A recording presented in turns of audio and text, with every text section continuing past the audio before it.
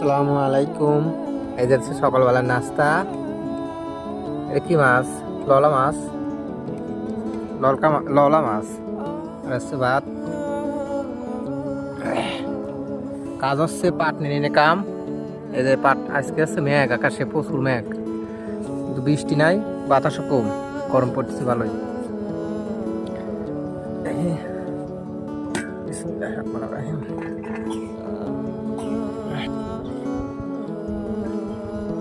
কি জানে বাত এটে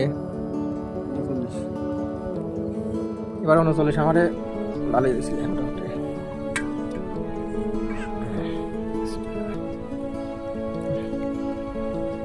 দাদা নেই দেখেন মাছের সাইজ, আলো দেয় নাই।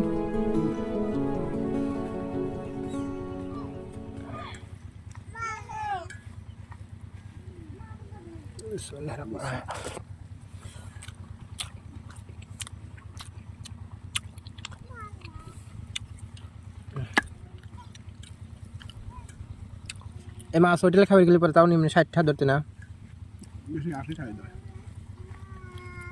তাহলে এক পিস মাছের দাম যদি 80 টাকা হয়, ভাত দুই এখানে যে ভাত নিয়েছি 2 প্লেটের বেশি আছে তাই না?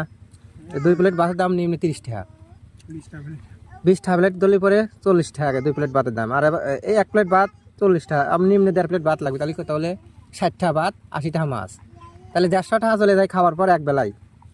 তাহলে 2 বেলা খাবার খালি পরে ধরো 200 টাকা মিনিমাম, তাই না?